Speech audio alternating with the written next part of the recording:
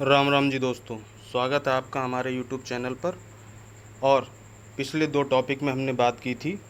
एक तो बंगाल में जो बांग्लादेश में जो हमारे हिंदू भाइयों की स्थिति है, और दूसरा कल हमने जो टॉपिक कवर किया था वो किया था वक्फ बोर्ड।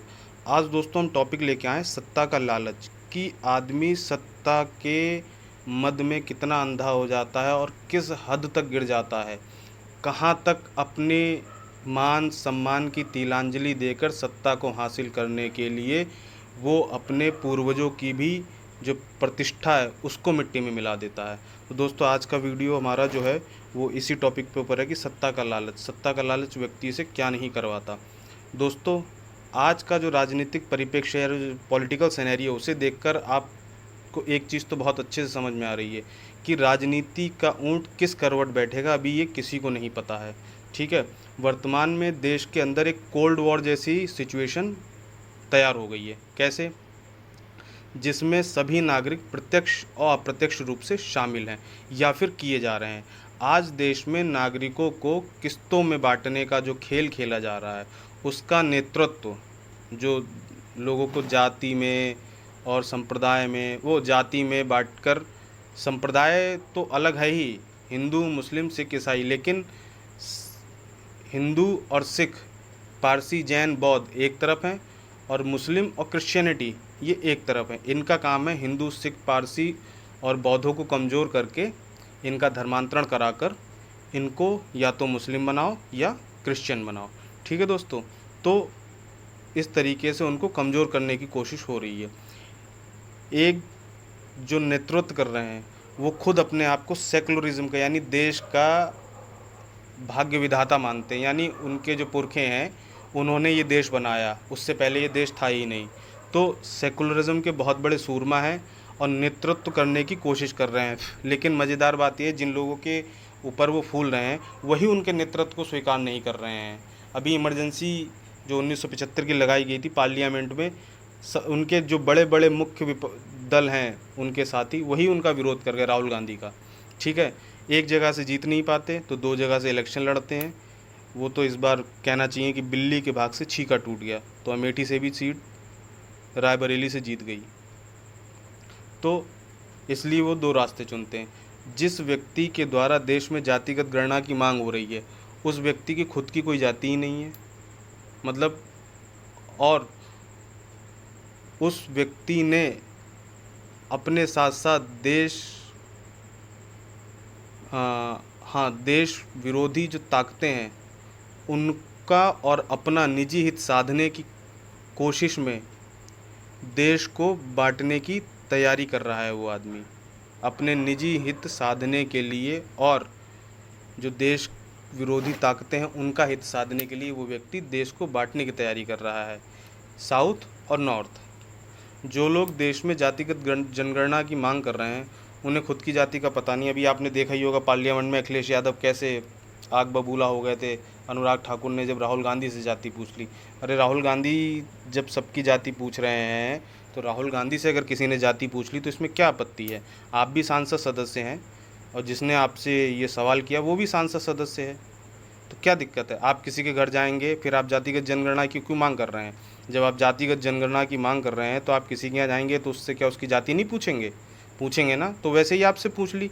आखिर आप देश की आधे देश की यानी 50% जो पॉपुलेशन है जिनको आपने बहला फुसला कर अपनी तरफ कर लिया है उनका नेतृत्व कर रहे हैं, तो जाति तो वो भी बताएंगे ना। तो जब उनका नेता जाति नहीं बताएगा तो वो जाति कैसे बता देंगे? तो इसलिए इस देश में क्या सिर्फ हिंदुओं की ही जाति है? किसी धर्म की कोई जाति नहीं? यदि नहीं तो भी general OBC SC ST minority का लाभ कैसे ले लेते हैं? जिनकी कोई जाति नहीं, हिंदुओं की ही जाति है, तो फिर जो लोग माइनॉरिटीज़ हैं उनमें जनरल ओबीसी एससी एसटी का क्या काम है? किस लिए उन्हें जनरल एससी ओबीसी और एसटी का सर्टिफिकेट दिया जाता है? लेकिन इस संदर्भ में कोई बात नहीं करेगा। क्यों? क्योंकि ये बात किसी को हजम ही नहीं होगी, क्योंकि ये उनका वोट बैंक है।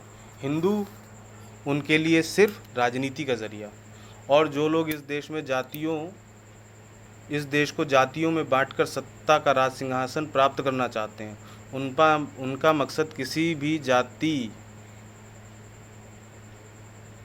उनका मकसद किसी भी जाति का, मतलब आपको बता दें कि किसी भी जाति, मतलब किसी भी, और वो भी जाति किनकी, सिर्फ हिंदुओं की किसी भी जाति का ना तो उन्हें कोई विकास करना है और ना ही उसका कोई पुनरुद्धार करना है। और जाति और हिंदू को आज की इस मौजूदा परिप्रेक्ष्य में पर्यायवाची बना दिया। जाति मतलब हिंदू, हिंदू मतलब जाति, और कोई धर्म न जाति उसमें है, न उसमें और कोई क्लासिफिकेशन है।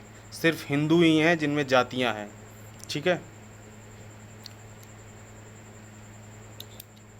और यदि कोई भी नेता जाति की बात करता है तो वो सिर्फ हिंदू की बात करता है, और उनको बांटने के लिए तरह तरह के हथकंडे और प्रलोभन का रास्ता अपनाया जाता है। विकास और पुनरुत्थान में ही उनका मकसद केवल हिंदुओं को बांटकर उनके बीच आपसी मतभेद पैदा करके, जिसके द्वारा सेकुलर सुरमाओं की राजनीतिक महत्वाकांक्षा का सूर्योदय हो जाएगा। यानी हिंदुओं के बीच जातियों में बांटकर वो अपनी राजनीतिक रोटियां सेकना चाहते हैं। और इसका श्री गणेश एक प्रकार से 2024 के इलेक्शन में हो चुका है। वो सभी ने देखा कि किस तरीके से पूरी देश की जनता दो धड़ों में बट गई। जो लेफ्ट थे वो कांग्रेस और उनके सहयोगी दलों को चले गए, और जो राइट थे वो बीजेपी के साथ आ गए। ठीक पूरा 2024 का इलेक्शन दो धड़ों में बट गया, जिससे उनके द्वारा चलाए गए प्रोपेगेंडा से उनकी राजनीतिक कामना को बल मिला और देश में एक साथ दो धड़ों में बट गया, एक लेफ्ट विंग एक राइट विंग। लेकिन पूरा लेफ्ट विंग भी पूरा जोर लगाने के बाद भी राइट विंग के सामने कहीं नहीं टिका। इससे क्या हुआ, उनको कहीं ना कहीं जो उनकी राजनीतिक महत्वाकांक्षा उसको धक्का लग गया। धक्का कैसा लग गया कि अरे इतना सब कुछ प्रोपेगेंडा, इतना झूठ, इतना फरेब चलाने के बाद भी और पूरी ताकत लगाने के बाद भी, और जो विरोधी जिनके साथ वो कभी उठना बैठना उनको बुलाना पसंद नहीं करते थे, उनके द्वार पे जाके उनसे याचक की तरह फरमाना, उनके सामने याचक बन के झोली फैलाने जैसी स्थिति आ गई उनके सामने। उसके बाद भी, इतने लोगों के सामने नाक रगड़ने के बाद भी नतीजा क्या निकला कि उनसे ज़्यादा ताकतवर उनके सहयोगी दल हो गए। यूपी में सपा, पश्चिम बंगाल में टीएमसी, महाराष्ट्र में नेशनल कांग्रेस। ठीक है। इस प्रकार जो भी राइट विंग और लेफ्ट विंग को देख रहा है वो खुद डिसाइड करे उसे राइट विंग में जाना है या लेफ्ट विंग में जाना है। लेफ्ट विंग में जाना है तो भी निर्णय आपका है, और राइट विंग में जाना है तो भी निर्णय आपका है। क्यों? क्योंकि आने वाला समय आपका वोट, आपका विवेक निर्धारित करेगा इस देश की राजनीतिक तस्वीर क्या होगी और आपकी आने वाली पीढ़ियों के जीवन और उनका भविष्य क्या होगा, उसका भविष्य क्या होगा। क्या ही आपके बच्चों का भविष्य होगा और क्या ही आपकी आने वाली पीढ़ियों का भविष्य होगा। फैसला आपके हाथ में है कि आपको लेफ़्ट विंग लेना है या राइट विंग लेना है। आप देख ही चुके हैं बांग्लादेश में क्या हो रहा है, पाकिस्तान में क्या हुआ, श्रीलंका में क्या हुआ, अफ़गानिस्तान में क्या हुआ, तालिबान में क्या हुआ। जहाँ जो आज हमारे देश में मेजॉरिटी हैं हिंदू और माइनॉरिटी में सिख, बौद्ध, जैन, ये सब तालिबान अफ़गानिस्तान, पाकिस्तान और बांग्लादेश में सभी जगह थे। लेकिन क्या हुआ, कहाँ गायब हो गए सब। तो फैसला आपके हाथ में है कि हमें बांग्लादेश, अफ़गानिस्तान और तालिबान जैसा माहौल चाहिए या जिस भारत में हम रह रहे हैं हमें वैसा ही भारत चाहिए। हमारा हिंदुत्ववादी भारत जिसमें हमारे राष्ट्रभक्त दोस्त और हमारे राष्ट्रभक्त देश प्रेमी रहते हों। ठीक है दोस्तों, तो हमारे चैनल को लाइक कीजिए, शेयर कीजिए और सब्सक्राइब कीजिए।